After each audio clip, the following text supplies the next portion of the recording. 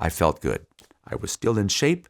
I worked out. I went back to McTissa, started training. I was good. I got orders to get ready. I was getting ready to get orders to go to another duty station, and I was ready to go for my staff sergeant selectee. I was going to be a staff sergeant selectee to get promoted to staff sergeant. Then I got orders from command saying, fungal meningitis is chronic. You're going to relapse. You're non-deployable. We're going to medically retire you. But I was healthy. So I was a healthy person, but I was a disabled vet. I didn't get it, but I did get it. In 1995, I relapsed. My fungal infections went up, and I had to go get antifungals again, not through IV. They'd give it to me via lumbar puncture. That didn't work. My fungal infections were still high. So they drilled a hole in the back of my head, put a little funnel in there, and they injected intrathecal amphotericin B, nicknamed amphoterrible, because when you get it, it makes you feel like shit. It makes you feel really bad. It's like having a hangover. That device was called the Ommaya reservoir. It failed. They revised it. I was still getting the intrathecal amphotericin. That failed. They moved it up here, the top right-hand corner of my head. That failed. They put another one in there. So that was 4 surgeries. I started to act funny, act weird. I went home. My wife was saying, John's not acting right. They had me go see the doctor. He diagnosed me with hydrocephalus, swelling in the brain. CSF was expanding in my brain, and it wasn't going, and it wasn't leaving. So they put in a VP shunt here to relieve that swelling. And I remember waking up with my whole family around me. What the hell's going on? What's going on? You had hydrocephalus. I almost died. All said and done, I had 6 brain surgeries within about 4 months.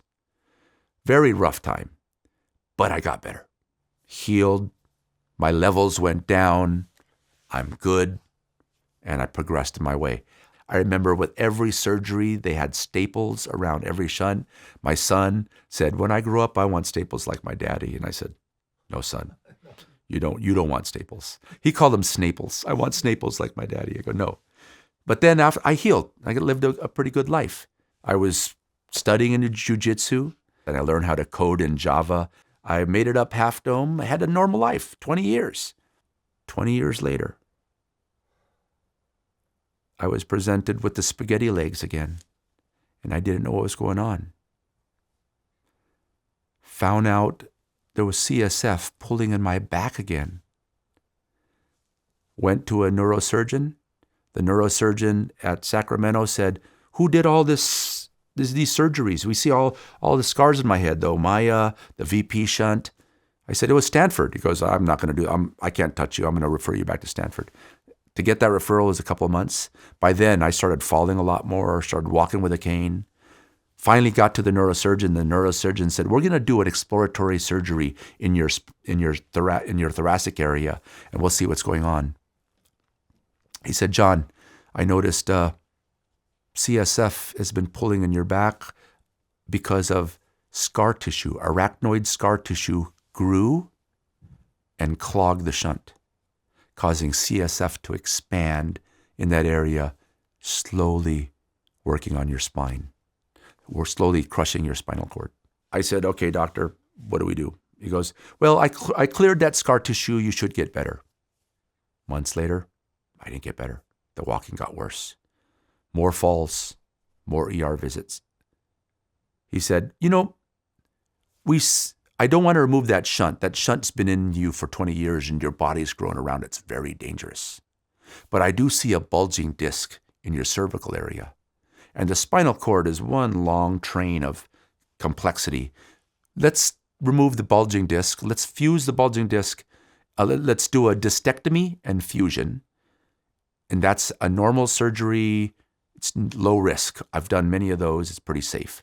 So we tried that. It didn't work. A couple months later, he said, it's time to remove that shunt.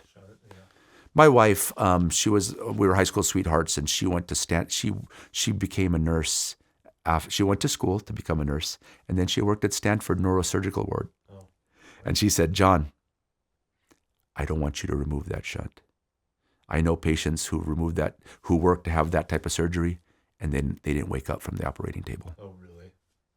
I don't want you, I'd rather have you here, even if you can't walk. Yeah. So I asked the doctor, I said, what happens if I don't do that surgery? He goes, you're not at risk of loss of life. You're just going to lose the function of your legs. So the spaghetti legs started in 2018. My surgery was in 1998, so 20 years. Yeah. From 2018 to October 2021, with all those other surgeries, all those other visits, I progressed from walking funny, walking with a cane, walking with a walker. And in October 2021, I became a paraplegic. I thought there's a lot that I've done in my life, and I've been through a lot. But after becoming a paraplegic, I thought life was over. Mm-hmm. Life as I knew it was over. Yeah. I started to go into a depression, another depression again. I thought I was going through the stages of grief. And I thought, was it because of what I did over there? Was it payback? Why was this happening to me? Why was it not happening to other people? When my wife was helping me shower because I couldn't walk and I couldn't move, and I said to her, honey, I'm sorry you're dealing with this. You know, she basically said, John, shut the fuck up. You would do the same if it were me. And her strength was my strength. But the thing that kills me the most was the inability to help her out. We had a role when it was for chores around the house. I did the physical chores. When we shopped, I pushed the cart. I unloaded the car. I staged it so she could put stuff away. Watching her do that and watching her struggle, watching my queen not be able to help my queen, and watching her have resentment toward doing those chores was one of the hardest things I've ever dealt with. I could deal with not walking. And I know it's going to hurt, and I know I'm going to cry because of it. But even to this day, not being able to help her when she wants to do something kills me. It makes me feel like I'm a failure as a human being, failure as a man. Just a couple days ago, I could feel the frustration she has. And she's not saying it. She's trying to move forward, but it's taking a toll on our relationship. Our roles have changed, and I hate it. I don't tell anybody this, and I don't usually voice this on social media, and I don't show this on friends, but I'm going to be honest with you. I fucking hate it. I don't feel like a man because I can't do man stuff. And people will say, oh, man stuff is not, it's about being there. Yes. But I'm human, and I know. Yeah. I know. It's like telling someone not to think of an elephant when you start thinking of elephants. I know what my job is, and I can't do my job. So sometimes when I try to help, all I'm doing is getting in the way, and it just kills me to see the person that I love struggle to do things on a daily basis. Sometimes I just lie at night and I go, God damn it, fuck. Maybe it's easier if I just leave and then let her find somebody else who can help her. And then I think about all the people that love me and all the people that I know. And I think about, I can't do this to them. So while I was going through the depression of losing my legs, I said, okay, I got to get out of this rut. And I started to read and started to watch videos. And I said, okay, I got to get out. I can't do this. I can't do this. I can't cop out. So I started to think of sayings to say to myself. And I said, okay, what is it? What is it? What is it? What do I need to say? And I spent a lot of waking nights thinking, what is it? What is it that I want to tell myself?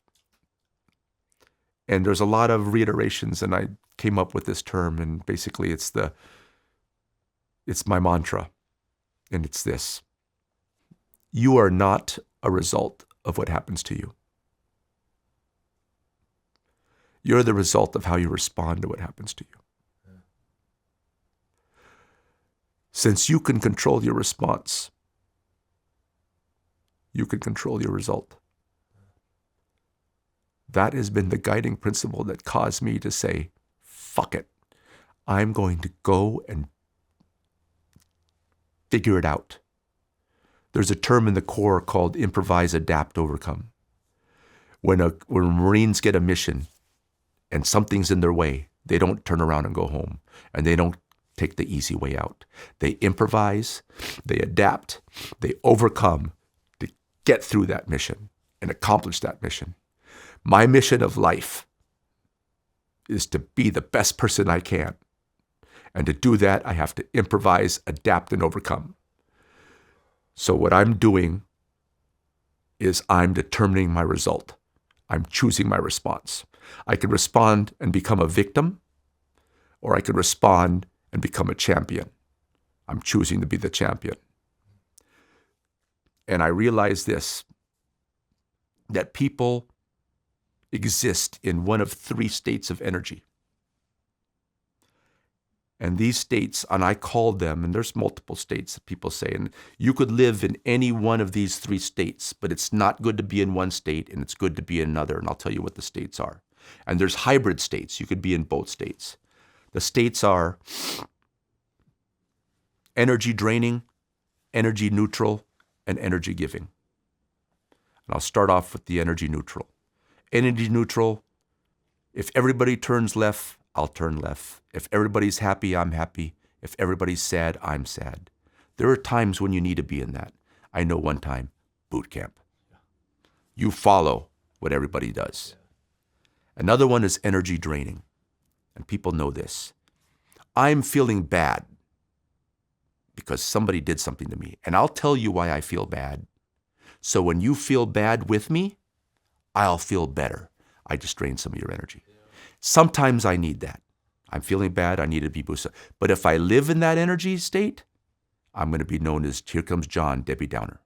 It's not good to be in that state because all you are is, oh my, and then some people, they get addicted to that state. I want to feel good all the time, so I'm going to tell you why I feel bad. So when you feel bad with me, I'll feel better. Hey, John, how you doing? Oh, you won't believe this. Oh my God, it was traffic. There was rain. Oh my, I was low on gas. An energy drainer is a victim. And energy drainer is rainy day. And if you live rainy day, chance of rain is 100%. Sometimes you need to be there, just don't live there. Before all this happened to me, I've always been an energy giver. I didn't know what to call it, but I was an energy giver. People that know me know, here comes John, hey! And I'm decided I'm going to be an energy giver. So I started asking questions. And I found my new calling. While I was in my energy neutral state, I was reading a magazine called Paralyzed Veterans of America. Before that, I was introduced to the Spinal Cord Injury Clinic in Palo Alto. And I realized that the VA does so much good. Before, when I was a quote-unquote disabled veteran in my 20 years of healthy, I didn't want to bother the VA because I was healthy. But then when I lost the use of my legs, or my legs were starting to come down in functionality, I was sent to the Spinal Cord Injury Clinic, and I saw veterans who had spinal cord injuries that were happy. The VA was doing something right. And I realized this, the VA has always been doing something right. Only problem is, the only news about the VA that makes news is the bad news. I witnessed firsthand how good the VA was. The VA helped me to love myself again. I ran into an occupational therapist and a physical therapist. Most of us knows what those positions are. Then I ran into a recreational therapists. I had no idea what that was. They help veterans get out, be with other veterans, do fun and exciting things. I heard about the winter sports clinic. And that's when I fell in love with myself again. I was shipped to Aspen, Colorado, Snowmass, near Aspen, and I met other veterans who were like me, who were worse than me, who were better than me, but still veterans like me. We skied down a modified chair on skis. I had no idea I could do that again. I fell in love with myself. Everybody that was up there were volunteers. I had two, and I thought that it was going to be a cattle cart. Next, go. Next, go. I had two instructors with me the whole day. On my second year, when I went to the winter sports clinic, I was already somewhat of an expert. We went to the top of this one run called Sneaky, and I was at the top of the mountain, and they had me face the mountain. We were looking at how beautiful the world was, and I started to fall in love with myself. Before that, I hated myself. I hated my walking. I hated my spine. I cursed it. I cursed my feet. I cursed it every time I fell. I was no longer doing that. I was on top of the world. I was in love with myself. We had a big cry, and we made a video of it, and I have that video posted of that cry. And then I went to the golf clinic. I went to stand-up machine, learn how to golf. I was looking at a magazine, Paralyzed Veterans of America, and I saw a veteran standing with an exoskeleton. And I just shrugged it off, go, oh, that's cool. I'll never see that. At the winter sports clinic, I ran into a 23-year-old Marine. Her name was Brittany. She was in an exoskeleton and she was walking. And I said, what the hell is that? How do I get in one of those? She told me what I needed to do, got me on my story. I started with the VA, and the VA initially said it's really tough. You're going to have to get a scan to see if your bones could handle you, and we don't know. It's a long program. They basically said no, and I didn't take no for an answer. I improvised, adapt, and overcame, went through the hurdles, and I started to get myself to take those tests. I got approved for the program, started training with the program, and I'm currently training with the exoskeleton, and I plan to graduate from that program in the next month or so. And again, falling in love with myself. My goal is to raise awareness so other veterans or disabled people that can't walk could see me and say, what the hell is that? How do I get in one of those? And if I could affect one person, I would have paid it forward.